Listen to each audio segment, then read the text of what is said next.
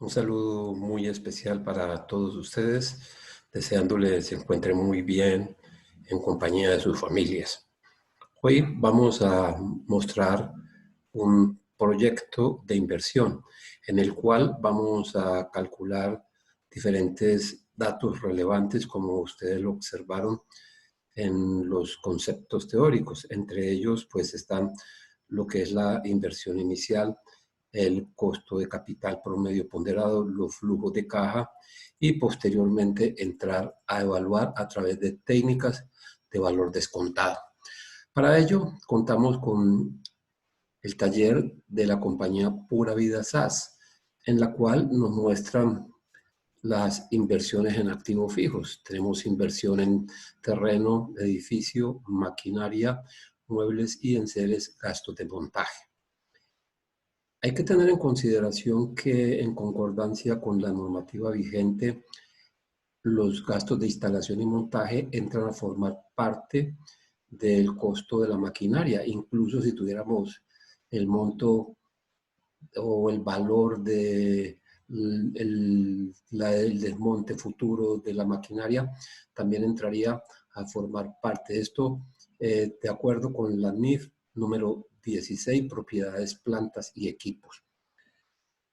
Los activos se van a depreciar en línea recta bajo la normativa legal vigente. Existen muchos otros métodos de depreciación, pero cuando se está evaluando es mucho más recomendable hacerlo con base en línea recta, puesto que vamos a mostrar una mejor idea de los flujos futuros de la empresa, sin considerar aquello que nos está implicando movimiento efectivo. Para determinar el capital de trabajo neto operativo contamos con las diversas depreciaciones de cuentas por cobrar, de inventarios y de cuentas por pagar. Si hacemos una relación entre cuentas por cobrar y cuentas por pagar, se percibe un desequilibrio de 15 días, por lo cual si se lograra equilibrar este factor, se podría tener una mejor liquidez del proyecto e incluso mejorar la rentabilidad. Esto es un factor de análisis. Con relación a la información de mercado, nos plantean el precio de venta proyectado para el primer año, que es de 180,000, y se espera un incremento del 5% anual en términos reales. Para el segundo año, de 6.5% para el tercero, 6% para el cuarto y 7% para el quinto y sexto. Las metas de inflación son 3.7% para el segundo año, 3.5% para el tercero, 3.2% para el cuarto y 3% para el quinto y sexto. Dos aclaraciones importantes. La primera, nos dicen que el crecimiento real del precio de venta es de X cantidad. Quiere decir que esto es el porcentaje en el cual se está incrementando el valor de la empresa en términos reales. ¿Por qué? Porque también hay un incremento de acuerdo con la inflación, pero esto no se va a reflejar como un crecimiento real, sino como un porcentaje que lo que logra es contrarrestar el efecto de la pérdida del valor del dinero en el tiempo. Entonces, en la proyección nosotros debemos hacer alusión a ambas tasas. Por lo tanto, se deben combinar con la paridad de Fisher. Otro aspecto que debemos considerar es que tenemos hasta un sexto año de proyección. Nosotros vamos a realizar la evaluación a 5 años. Este sexto año de proyección nos va a ser útil para nosotros poder calcular el capital de trabajo neto operativo incremental del quinto año. Más adelante, cuando ya estemos calculando este aspecto, nos vamos a dar cuenta. Las unidades a vender se proyectan en 90,000 para el primer año y el crecimiento real es del 7% anual. Acá simplemente se va a hacer con un crecimiento, no vamos a combinar con inflación. Nos hablan de un crecimiento del 7% anual.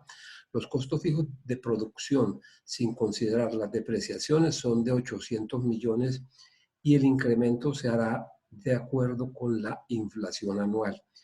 Los gastos variables para el primer año de proyección son de 105.000 pesos por unidad y se va a incrementar también en términos reales en 3.5% para el segundo año, 4% para el tercero y cuarto y 5% para el quinto y sexto. Igual tratamiento se le va a dar que el que se le da al precio de venta, puesto que está teniendo un crecimiento real y un crecimiento de acuerdo con la inflación.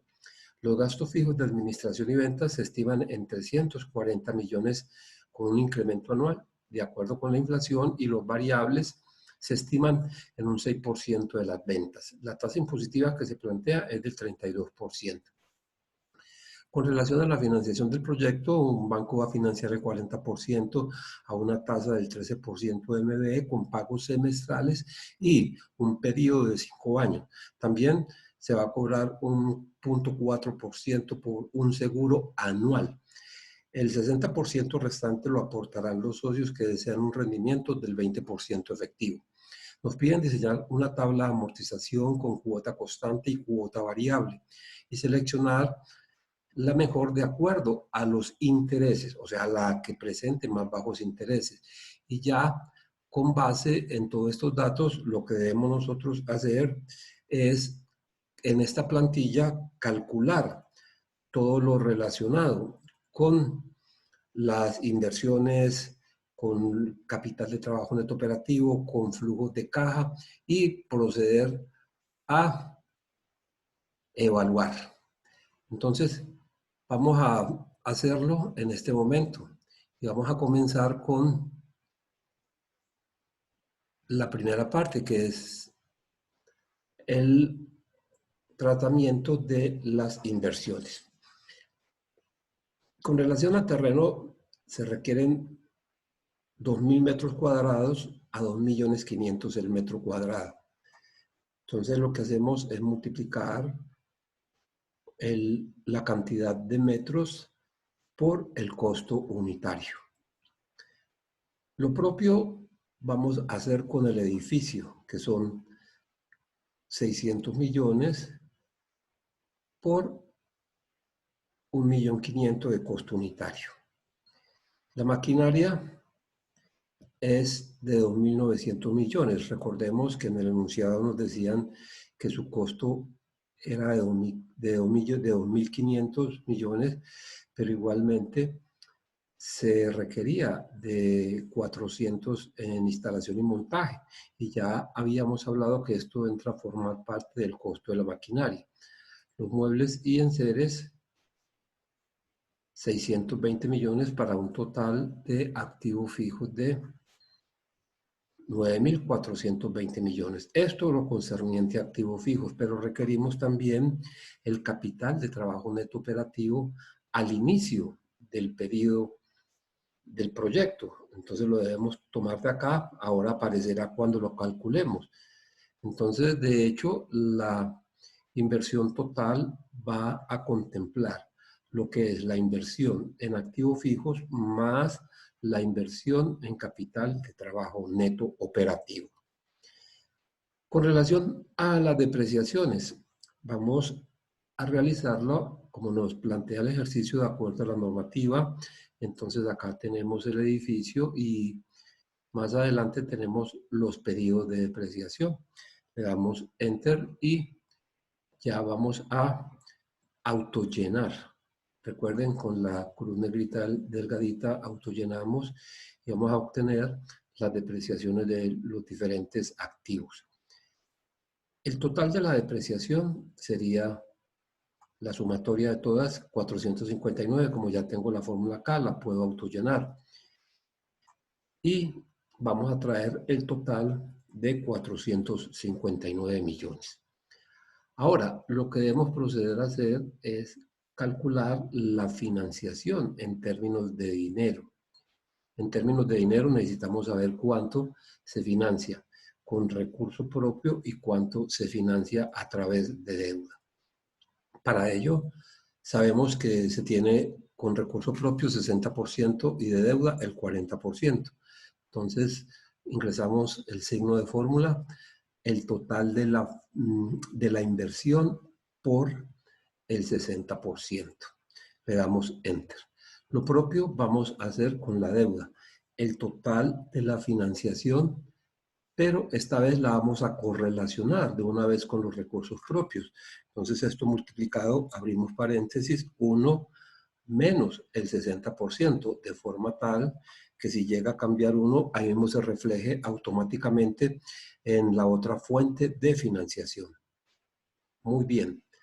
Ahora vámonos para el préstamo IWAC. En préstamo IWAC vamos a calcular todo lo relacionado con las condiciones del crédito, o sea, la tasa, las tablas de amortización para cuota fija y cuota variable, adicionalmente la estructura financiera y posteriormente algunos datos que nos van a ser útiles en la confección del flujo de caja del inversionista.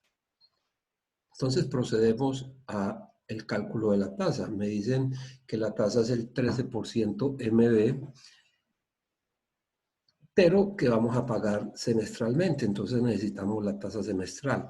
Para ello, lo más fácil para hacer es llevar esta tasa a efectiva anual. Y a partir de esa efectiva anual calculamos la SB. Y con esa SB lo que hacemos es dividirla entre su número de periodos, o sea, 2. Vamos a realizar todo lo que hablamos. Entonces, la tasa sería para calcular el interés efectivo con int.efectivo. int.efectivo. En esta vamos a darle FX, ingresamos la tasa nominal. Ingresamos el número de periodos, es una tasa nominal MB, entonces el número de periodos son 12. Y a partir de esto encontramos la tasa efectiva que es 13.80. Para hallar la semestral vamos a hallar en primera instancia la SB, o sea, la nominal anual capitalizable semestralmente al vencimiento. Vamos a hacerlo con tasa punto nominal. Entonces, en tasa punto nominal, ¿qué vamos a hacer? Ingresar la tasa efectiva, vamos a llevarla a SB, o sea que el número de periodos son 2. Ya tenemos acá la tasa que es SB, 13.35%, pero nosotros requerimos para nuestros cálculos la tasa semestral. Lo que hacemos es, en la barra de fórmulas, dividir la tasa nominal entre sus periodos. Recordemos que siempre una tasa se divide por su número de periodos. Si yo necesitara la mensual a partir de una SB, yo no la puedo dividir. Tendría que tener la tasa MB. Y yo tengo acá la SB, como yo necesito la semestral, la divido entre 2. No la puedo dividir por ninguna otra periodicidad. Que no se les olvide eso. Tampoco se les olvide que un interés efectivo nunca se divide. Bueno, ya con esta claridad vamos a poder formar lo que nosotros queremos. Acá, que es la tabla de amortización. La tabla de amortización, recuerden que debemos tenerla para cuota fija y para cuota variable. En este proceso nos va a ayudar el desarrollador. Entonces ingresamos a desarrollador, a insertar e insertamos un cuadro de grupo. Recordemos que este cuadro de grupo lo vamos a hacer un poquito grande para que cuando elijamos los botones de opción caigan adentro y no se nos vaya a dañar la fórmula. Listo. Entonces, para ingresar los botones de opción, nos vamos nuevamente para insertar y tomamos el botón de opción. Ingresamos el botón de opción. Necesitamos 2 porque necesitamos cuota fija y cuota variable. Entonces, ¿qué hacemos? Vamos a este mismo, podríamos copiarlo y vamos a pegarlo de una vez. Entonces ya tenemos los 2 botones de opción. Ahora, con este primer botón de opción, haciéndole clic derecho, ya lo de seleccionar de afuera, le hacemos clic derecho para seleccionarlo y le damos en formato de control. Lo primero que hacemos es vincularlo con una celda. Vamos a vincularlo con la C1. ¿Cuál es el propósito de vincularlo con una celda? Que esta celda nos dé la opción de cambiar el botón, bien sea a fijo o a variable. Cuando nos aparece 1, va a ser el botón 1 que corresponde a cuota fija. Cuando nos aparece 2, es el botón 2 que corresponde a cuota variable. Bueno, ya le hemos sombreado de 3 dimensiones que va a poner el ojito profundo y no lo va a dejar así como está este. Vámonos para colores y líneas. Vamos a darle un color de relleno. El color, vamos a darle este color suave con una línea negra y que esa línea sea de 1.5. Y le damos a aceptar. Haciéndole clic en el interior, clic de izquierdo, borramos el nombre que tiene y de una vez le vamos a colocar fija, porque este va a ser para la tasa fija. Muy bien. Ahora nos vamos para el siguiente botón. Igualmente le hacemos clic derecho. Nos vamos para formato de control. Vamos a darle colores que sea, por ejemplo, este azul con una línea negra también. Igual grosor de la línea, 1,5. Nos vamos para control y le damos sombreado de 3 dimensiones y le damos a aceptar. Ya miren que ya está vinculado con la celda C1 y le damos a aceptar. Entonces vamos a observar los vínculos de cada celda. Tenemos que aparece 1, o sea que 1 es cuota fija y 2 es cuota variable. Eso nos va a permitir seleccionar con una función lógica entre ambas. Muy bien. Entonces ahora vamos a darle, de otra manera vamos a cambiarle el texto. Acá clic derecho, modificar texto. Vamos a borrar el texto existente y vamos a darle su nombre, que es variable. Variable. Damos clic por fuera y queda listo. Ahora, ¿qué debemos hacer? Vamos a organizar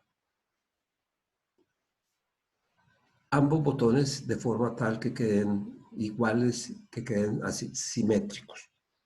Entonces, presionando control le damos clic derecho a ambos botones. Nos vamos para formato. En formato le damos a alto de forma. Entonces miren que el alto, aquí yo lo puedo volver más alto, pero lo quiero un poquito más bajito para que quede más estético. Y acá le damos también ancho de forma. Entonces el ancho de forma queremos que sea un poquito más ancho. Aquí lo observamos, vamos a darle la magnitud que queremos, que sea más ancho, que alcance a mostrar las dos líneas acá. Quedan montados, entonces vamos a darle un espacio para que queden más estéticos. Ahora, teniéndolos seleccionados, ambos ya saben cómo lo hacen. Otra vez en formato, vamos a alinearlo, vamos a darle alineación en la parte superior para que queden parejitos. Ya teniendo todo esto listo, le hacemos clic en el nombre, clic derecho en el nombre al cuadro de grupo. Le cambiamos el nombre en primera instancia. Vamos a darle el nombre de cuota, porque esto va a ser cuota fija o cuota variable. Quitamos el resto de las letras y vamos a proceder a darle una menor dimensión para que quede mucho más estético.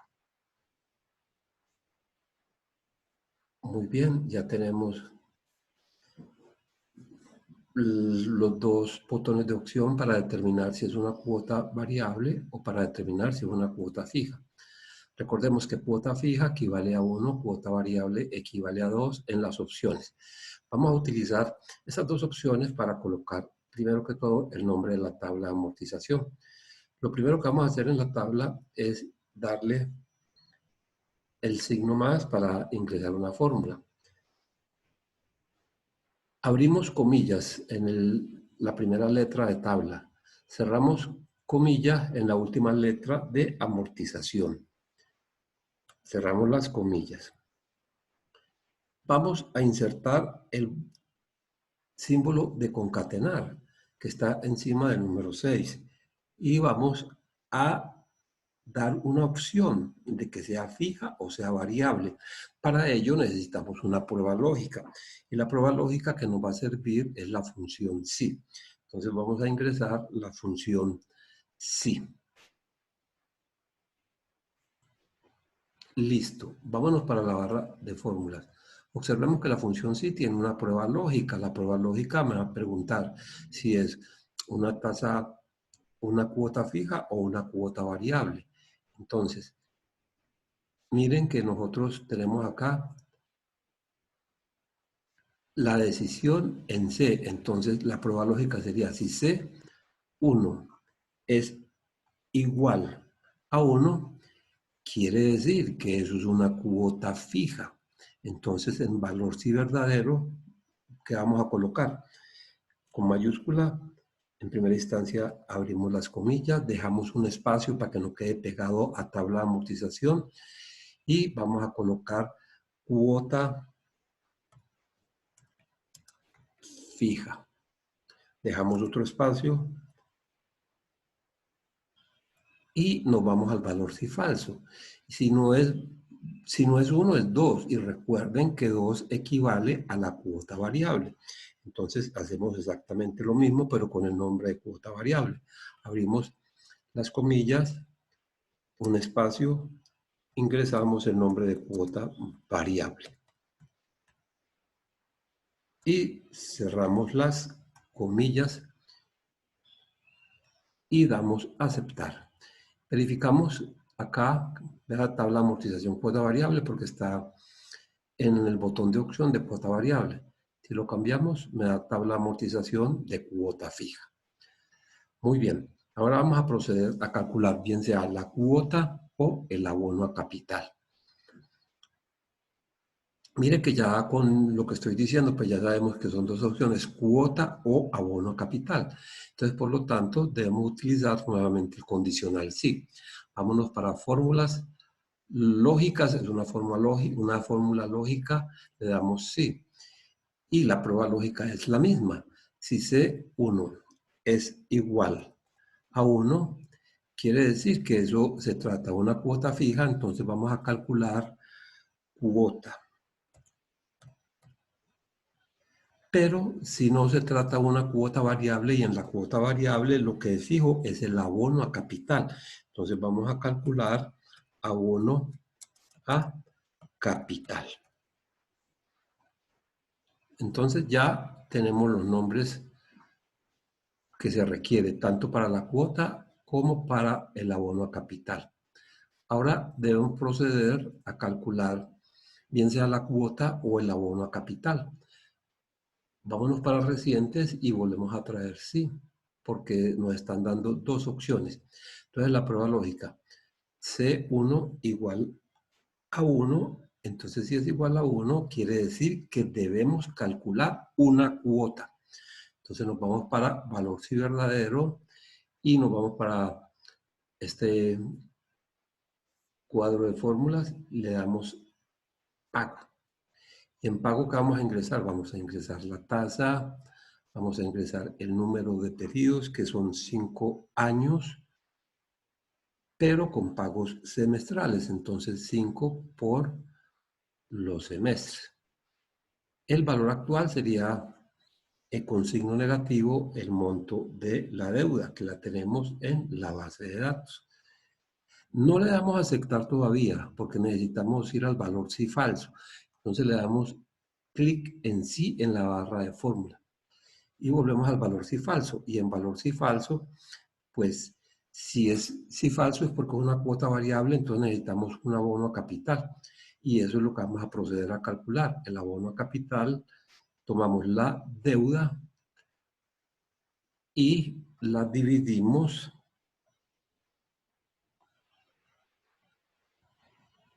la dividimos.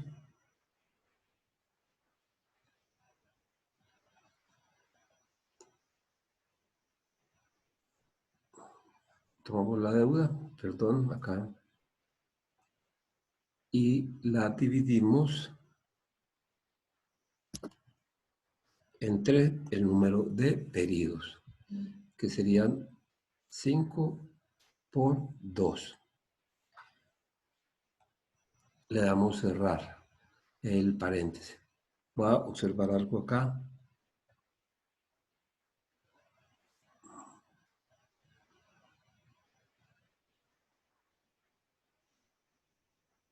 Listo. Entonces, ya verificada la fórmula, le damos aceptar. Entonces tenemos, bien sea la cuota o la cuota variable o la fija. En la fija vamos a verificarla nuevamente. Vamos a abrir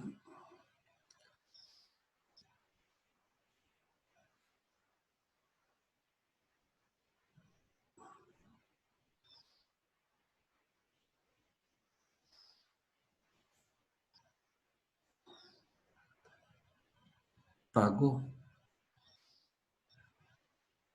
E4, base de datos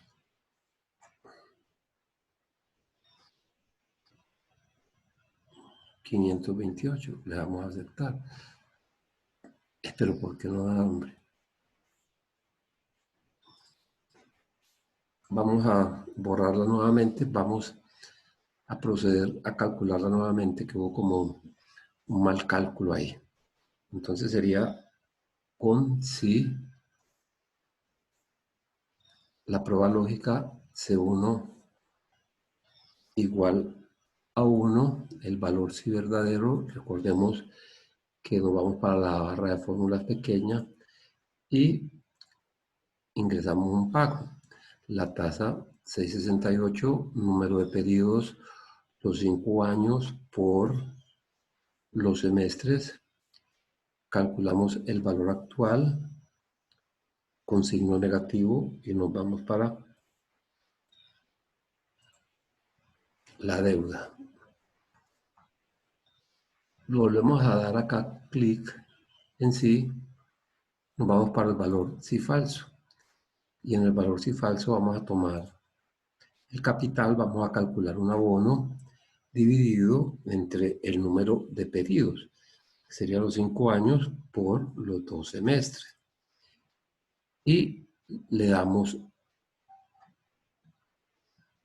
cerrando el paréntesis, le damos aceptar.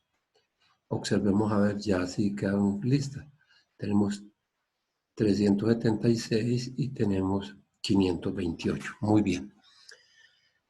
Ahora debemos proceder a calcular las tablas de amortización, bien sea cuota fija o cuota variable, y decidir la que menos paga intereses para seguir nuestros cálculos de flujo de caja.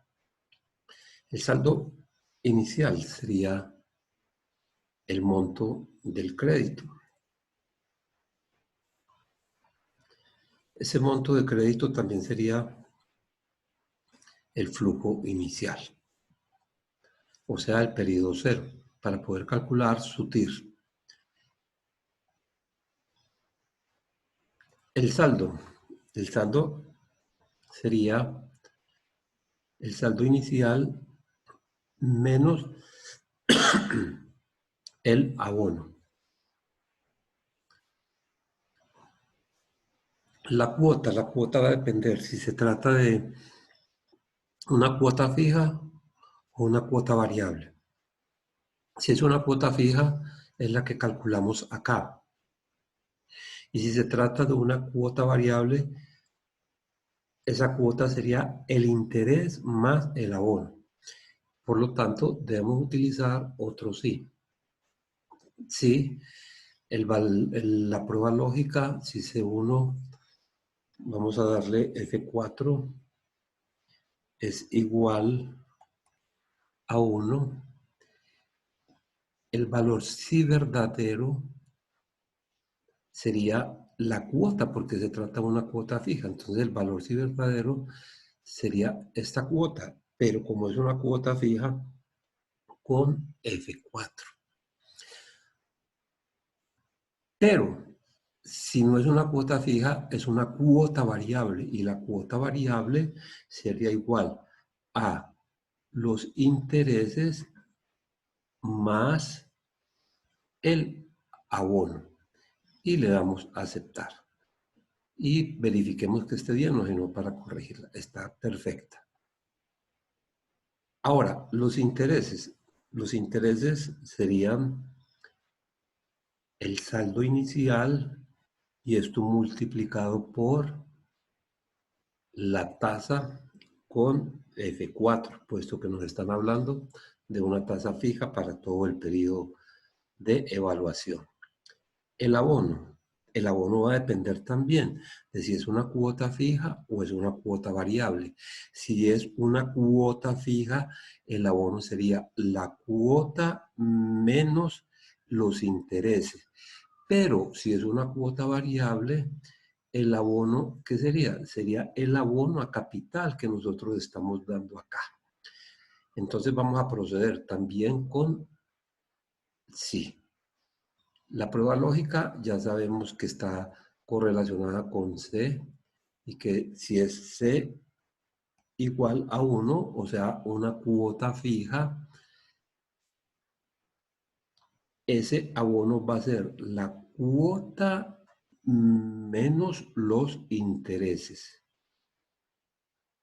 Pero si se trata de un valor sí falso, va a ser el abono que nosotros hicimos acá. Y le vamos a dar F4 para fijarla. Lo mismo vamos a hacer con el C1 de la prueba lógica. Vamos a fijar con F4 y le damos a aceptar. Y observemos si está bien, está bien. Acá tenemos la resta de estas dos y acá tenemos el abono a capital.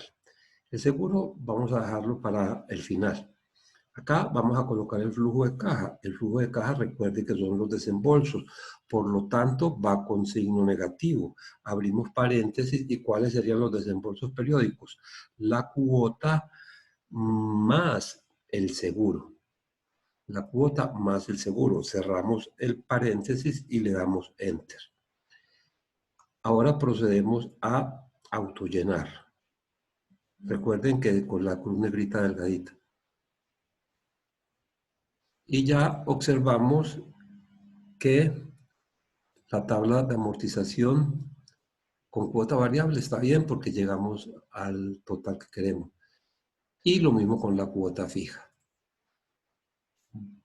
Muy bien. Entonces, ahora, ¿qué vamos a hacer? Vamos a calcular el seguro. El seguro sería anualmente, o sea, en cada semestre par. El segundo, el cuarto, el sexto, el octavo y el décimo.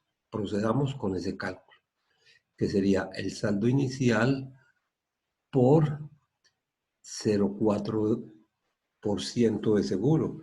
Le vamos a dar F4 y le damos Enter. Como ya sabemos que va para el periodo par, o sea, un seguro anual, vamos a copiar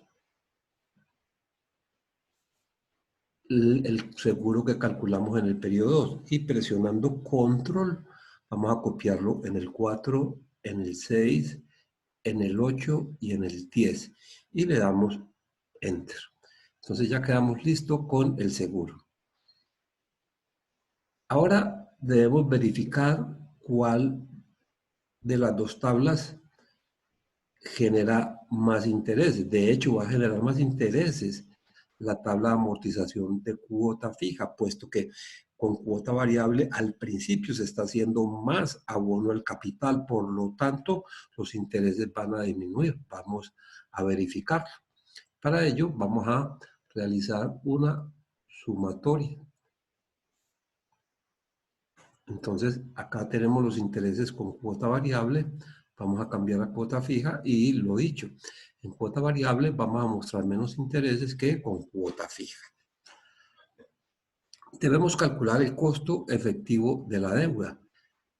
Para ello, haremos uso de la tasa interna de retorno. Recordemos que la tasa interna de retorno es una tasa que sirve para calcular la rentabilidad de una inversión o, en este caso, el costo de una deuda. Con la tasa interna de retorno lo que se hace es igualar el valor presente de los flujos de caja con el ingreso inicial que vamos a tener por el concepto del crédito.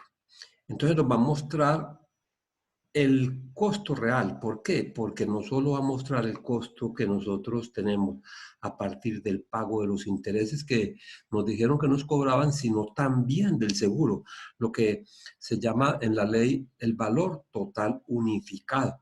El valor total unificado está mostrando la tasa real que estamos pagando, teniendo en consideración tanto los intereses como los seguros, estudios de crédito, comisión de manejo o cualquier otro costo adicional que esté inmerso en el proceso crediticio. Entonces vamos a proceder a su cálculo y es con TIR. Vamos a calcularla de esta manera, más TIR. Entonces en la TIR, ¿qué hacemos? Vámonos para FX, vamos a abrirla y vamos a ingresar todos los valores desde el periodo cero.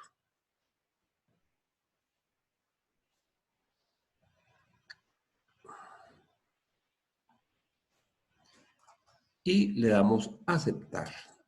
Entonces ya acá tenemos una TIR semestral, 6.86 es lo que realmente estaríamos pagando nosotros semestralmente y no 6.68 como nos lo ha dicho la entidad financiera inicialmente, pues no se ha considerado en esto el costo que tiene para el cliente el seguro.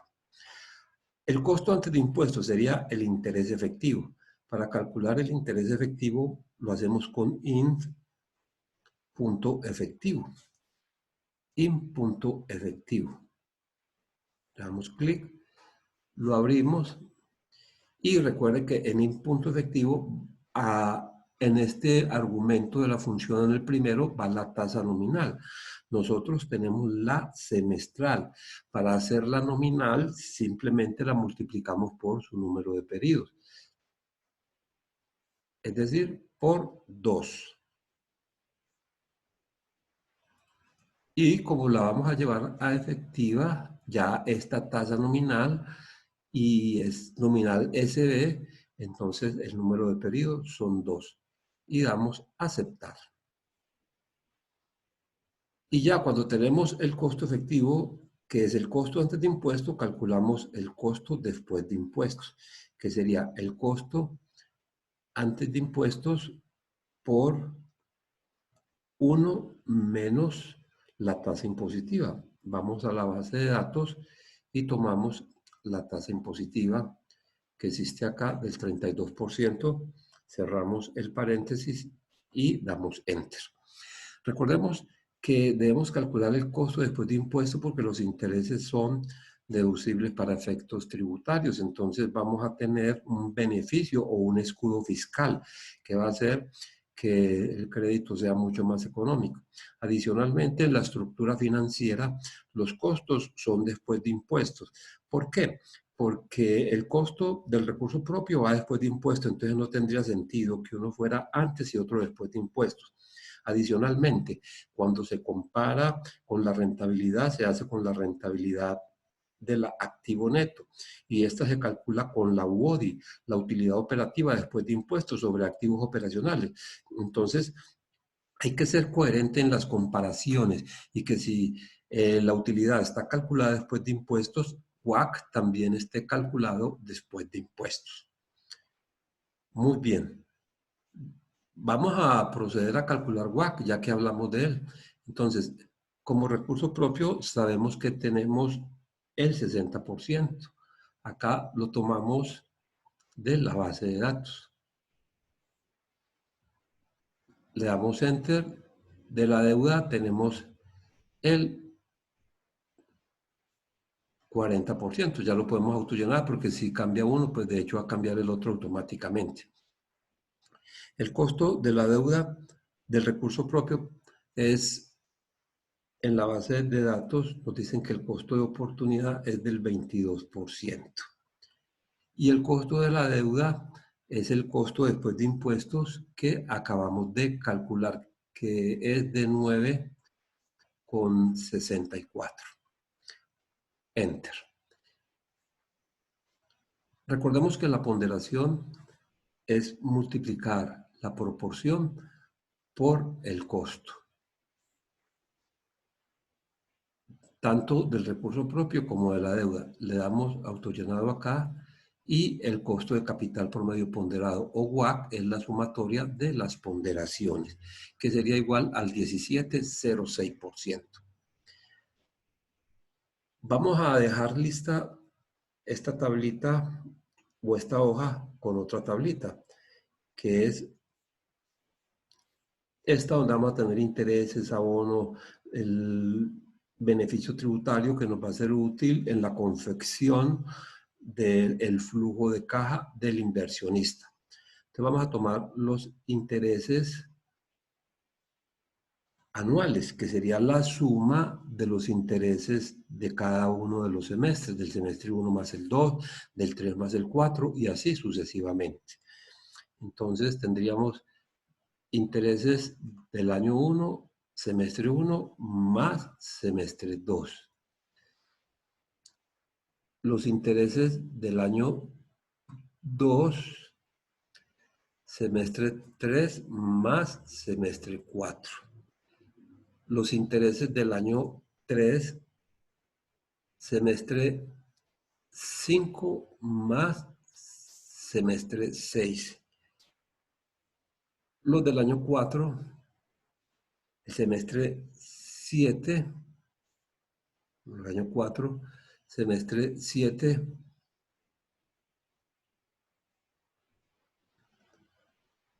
más el 8. Y para el último año sería el semestre 9 más el semestre 10. Y le damos Enter. Necesitamos el abono de capital también anual. Simplemente vamos a seleccionar los intereses anual y calculamos el abono. El costo antes de impuestos. El costo antes de impuestos, 14,18. Vamos a darle F4. Y el costo después de impuesto, más 9,64, con F4 también. Enter. La diferencia sería el beneficio tributario en términos de porcentajes. 14,18 menos 9,64.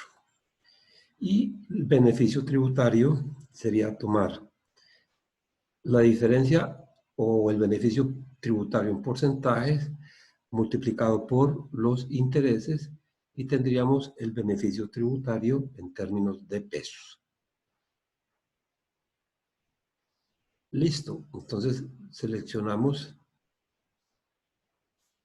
desde el costo antes dispuesto hasta beneficio tributario y autollenamos. Y tenemos listo ya este cuadrito que nos va a ser muy útil cuando nosotros, les repito, estemos confeccionando el flujo de caja del inversionista, que de hecho en el flujo de caja del inversionista nosotros debemos de eliminar lo relacionado con la deuda. Recordemos que el flujo de caja es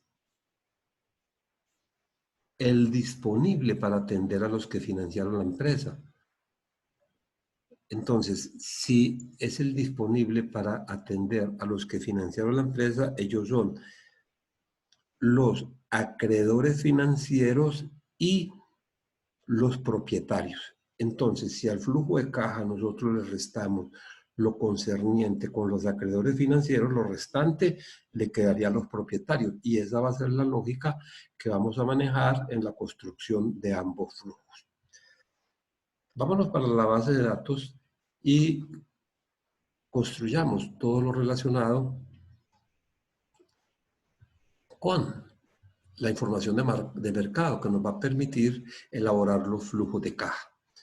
Entonces, el precio de venta, recuerde que nos dicen que se incrementa de manera real y a través de la inflación.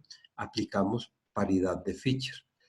Entonces, el precio de venta inicial por, abrimos paréntesis, 1 más la inflación, cerramos el paréntesis, y esto multiplicado por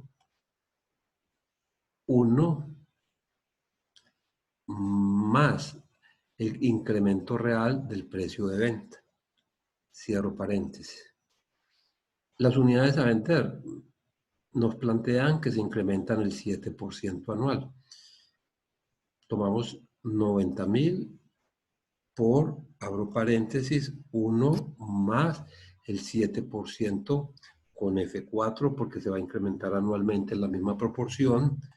La fijamos y le damos Enter. El costo variable se le hace el mismo tratamiento que al precio de venta, puesto que se está incrementando en los términos reales y superando también la inflación.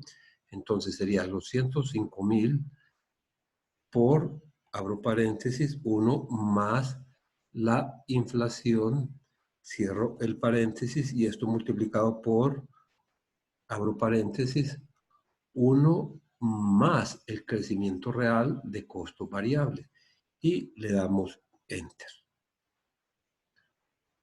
Los costos, los costos fijos de producción se incrementan al ritmo de la inflación. Entonces sería tomar los 800 millones por 1 más la inflación.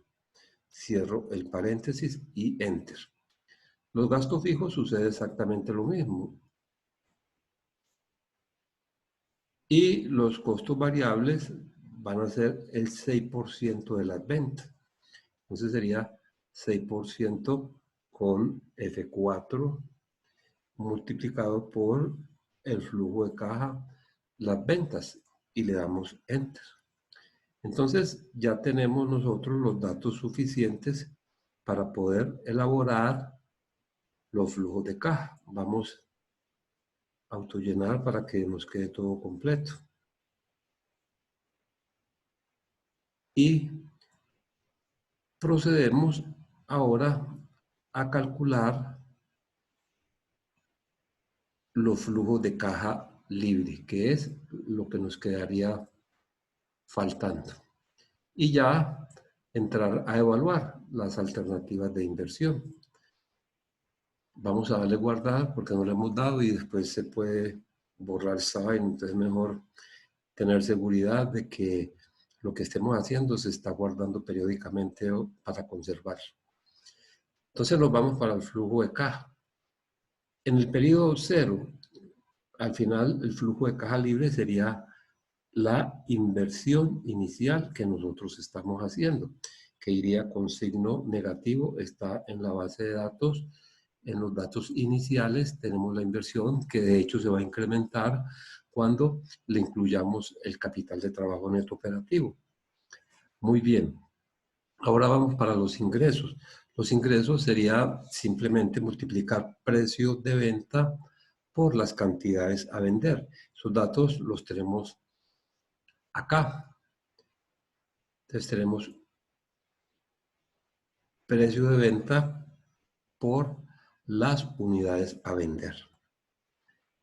Los costos variables, exactamente lo mismo. Las unidades a vender, pero por el costo variable unitario.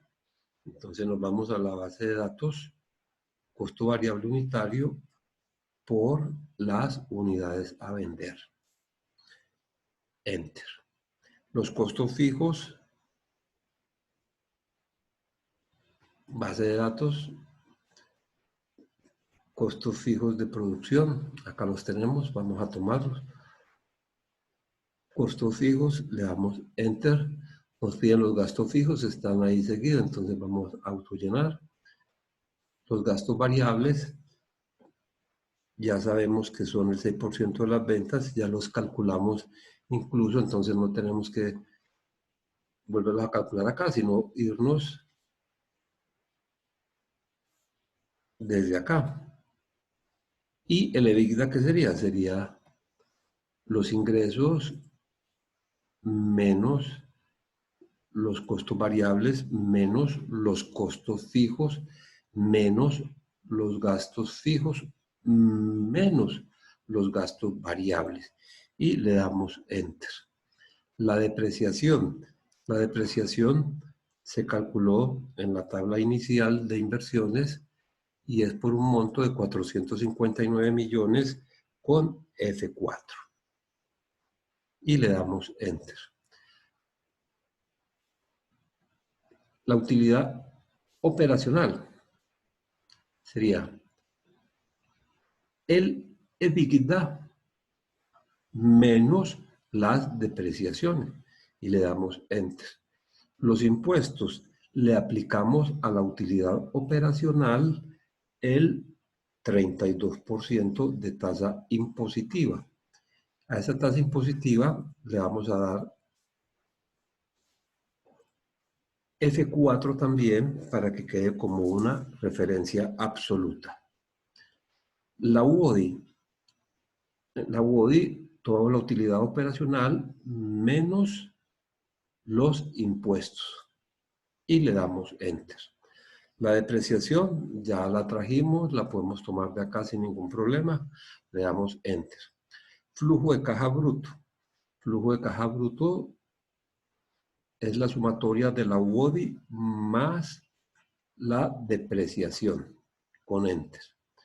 El KTNO en la base de datos, aquí lo vamos a calcular y sería el KTNO incremental, que cuando lo calculemos explicamos por qué KTNO incremental. Y la inversión en activos fijos. Recuerden que como política se debe tener siempre como mínimo el monto de la inflación, bien sea que se vaya a hacer inversión o bien sea que se vaya a realizar una reserva para poder reponer los activos cuando sea necesario. El flujo de caja libre sería el flujo de caja bruto menos el KTNO menos la inversión en activos fijos. Entonces ya simplemente procedemos a seleccionar y autollenar. Entonces ya tenemos listo el flujo de caja libre de la inversión. Antes de calcular KTNO, vamos a proceder a calcular el flujo de caja del inversionista. En el periodo 0 debe ir el aporte de los inversionistas. Vamos a calcular el flujo de caja del inversionista. Entonces, el primer periodo debe contemplar el recurso propio. Eso es lo que vamos a evaluar. Del periodo 1, tomamos el flujo de caja libre de la inversión. Recuerde que el flujo de caja libre es disponible para atender a los que financian la empresa, acreedores financieros y propietarios. Entonces, si le quitamos lo de los acreedores financieros, quedaría el flujo de caja del inversionista. Entonces, vamos a hacerlo. Vamos, los intereses, los tenemos acá. Cuando calculamos préstamo, tenemos intereses. Le damos Enter. El abono a capital está pues ahí seguidito, simplemente autollenamos. Y el beneficio tributario. El beneficio tributario también lo tenemos nosotros acá de una vez calculado, que sería el que tenemos a disposición como 21,697. Y le damos Enter. Y entonces el flujo de caja del inversionista sería el flujo de caja libre, la inversión, menos los intereses, menos el abono a capital. Y esto más el beneficio tributario. Y vamos a autollenar también. Guardemos nuevamente. Y nos vamos para la base de datos con el propósito de calcular el capital de trabajo neto operativo.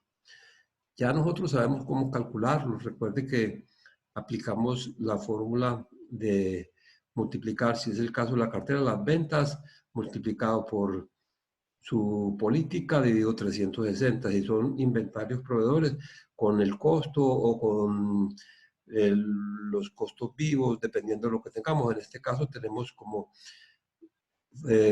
cifras relevantes los costos variables para calcular inventarios y proveedores, y así lo vamos a hacer. Procedamos. Entonces la cartera sería más, nos vamos para el flujo de caja, y en el flujo de caja tomamos los ingresos y esto multiplicado por, nos devolvemos para la base de datos la política de cartera, que sería 60 con F4 porque se mantiene estable, dividido 360 y damos Enter. Para los inventarios tomamos, como ya lo habíamos mencionado, los costos variables y eso multiplicado por su política. Y su política es de 50 días que también va a permanecer estable, entonces por eso le damos F4 y dividido 360 con Enter. Los proveedores lo hacemos también con base en los costos variables porque están estrechamente relacionados con la mercancía o con la materia prima. Y esto multiplicado por base de datos, política de pago a proveedores, que es de 45 días, permanece también estable, entonces F4 dividido 360 y le damos Enter. El KTNO sería sumar la inversión en cartera más la inversión en inventarios menos la financiación que nos dan los proveedores de bienes y servicios. Y el capital de trabajo neto operativo incremental es el capital de trabajo del año 2 menos el año 1. Vamos a autollenar y explicamos el concepto de capital de trabajo neto operativo incremental. Por ahora, pues eliminémoslo no, porque se nos dañaría todo. Vamos a que no sea visible, entonces vamos a colocarlo con letritas blancas para que no se vea, porque recuerde que solamente lo necesitábamos para calcular el KTNO incremental del periodo 5, pero que vamos a evaluar solo a 5 años. Entonces, de hecho, como vamos a evaluar a 5 años, recuerden que este también lo podemos ocultar de una vez. Listo. Entonces, devolvámonos para el concepto de capital de trabajo neto operativo. Vea que aquí nosotros tenemos capital de trabajo neto operativo 2.831, 3.296, 3.883. Este capital de trabajo del año 1 es para unas ventas de 16. Este capital de trabajo que tengo acá es para unas ventas de 18. Pero ahí es ahí donde viene el concepto. Resulta que para ventas de 16 ya nosotros invertimos 2.831. Entonces nosotros no necesitamos capital de trabajo neto operativo para ventas de 18, sino para el incremento de las ventas, porque para las ventas de 16 ya nosotros tenemos el capital de trabajo como inversión inicial. Ese es el concepto de capital de trabajo incremental, que solamente requerimos capital de trabajo para el aumento en las ventas, puesto de que los capitales de trabajo que tenemos de periodos anteriores permanecen en la empresa.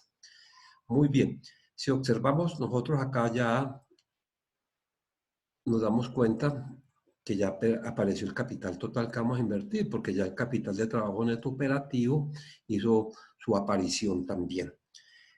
Guardemos nuevamente y vámonos para los flujos y vamos a evaluar.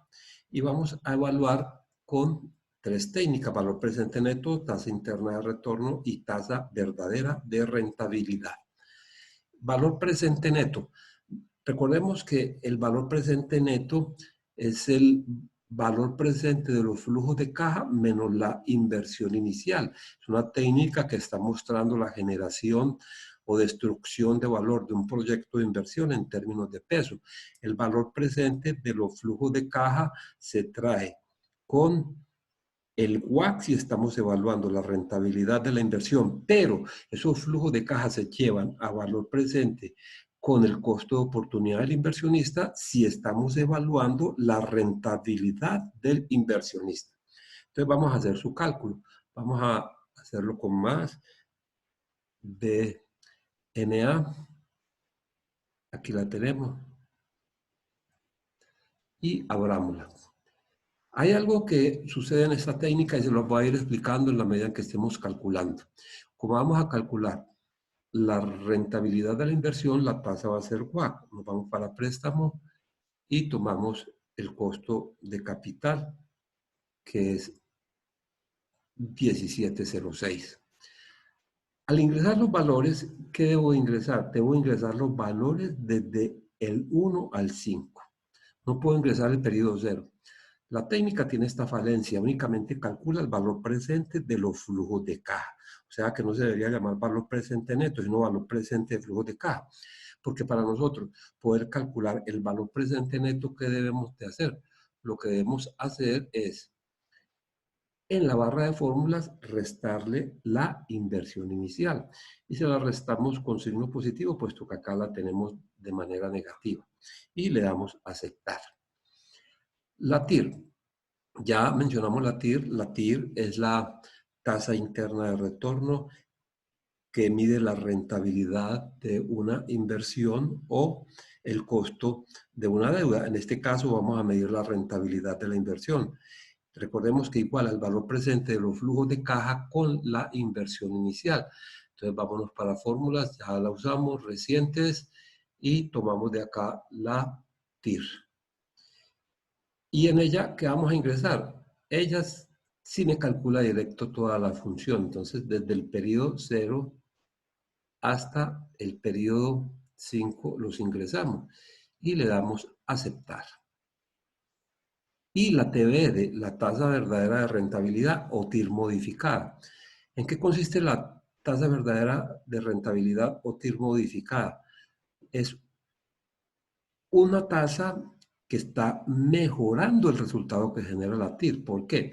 Porque la TIR supone que los flujos liberados, en este caso 2.376, 2.978, etcétera, los flujos liberados se reinvierten en la duración del proyecto a su misma TIR.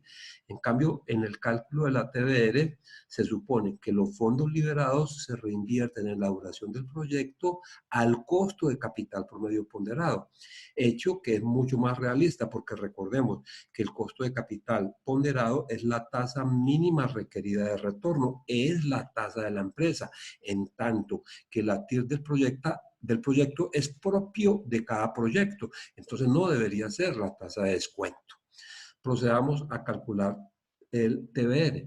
Entonces nos vamos a calcularlo así. Vamos a darle TIR y aparece TIR M, TIR modificada. Esa va a ser la TBR. ¿Y qué vamos a hacer? Lo mismo que hicimos en la TIR, en valores, vamos a ingresar todos los valores igualiticos. Tasa de financiación no requiero, lo que requiero es la tasa de reinversión. Y la tasa de reinversión, recordemos que es el costo de capital promedio ponderado. Y le damos a aceptar. Muy bien. Ahora vamos a hacer lo mismo en el flujo del inversionista. En el flujo del inversionista vamos a hacer el mismo cálculo. Entonces, vamos a calcular BPN. BPN, nos vamos para fórmulas recientes BNA, ya sabemos que la tasa, como vamos a calcular la rentabilidad del inversionista, es el costo de oportunidad del inversionista. Los valores vamos a ingresar desde el valor 1 hasta el 5 y en la barra de fórmulas le vamos a restar la inversión inicial con signo positivo, puesto que la tenemos negativa, y le damos aceptar. ¿Sí? La TIR. En la TIR nos vamos para recientes, tomamos TIR y cogemos todos los valores.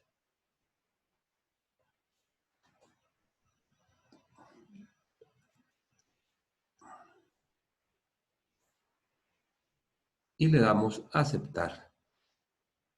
Y en la tasa verdadera de rentabilidad, vamos para recientes, TIR-M, hacemos lo mismo que hicimos en la TIR, en los datos, pero en la tasa de reinversión, como estamos evaluando la rentabilidad del inversionista, ingresamos el costo de oportunidad del inversionista y le damos aceptar. Y tendríamos todos los valores calculados.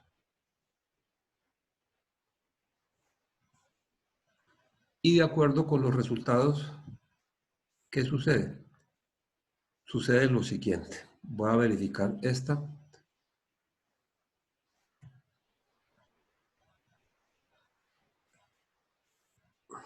Sucede que, miren lo que pasa con BNA. BNA es menor que el costo de capital. Entonces, si es menor que costo de capital, ¿cuál sería la decisión a tomar? La decisión a tomar sería una decisión de rechazo. Puesto, está muy bien, puesto que el criterio de decisión cuando nosotros utilizamos BPN es que sea mayor o igual a cero. En este caso nos dio menor a cero, entonces quiere decir que el proyecto está destruyendo valor. Lo propio sucede con la TIR y la tasa verdadera de rentabilidad. Se comparan con WACC y deben de ser mayores que WACC. En este caso, da menor que WACC. Por lo tanto, desde esa perspectiva, el proyecto es destructor de valor. Y habría que analizar diferentes aspectos para mirar qué tan viable sería el proyecto, por ejemplo, si se mejoraran las rotaciones de cuentas por cobrar, si se cambiara la reinversión en activos fijos, si se lograra, por ejemplo, que los costos variables o los costos fijos se pudieran disminuir. Ya sería una cuestión de análisis de sensibilidad para poder determinar la posible viabilidad del proyecto o no. Con esto espero que les quede clara la idea de cómo evaluar una alternativa de inversión cuando se trata de iniciar una empresa nueva y que cualquier duda que tengan ustedes al respecto, con el mayor de los gustos estaré dispuesto a resolverla.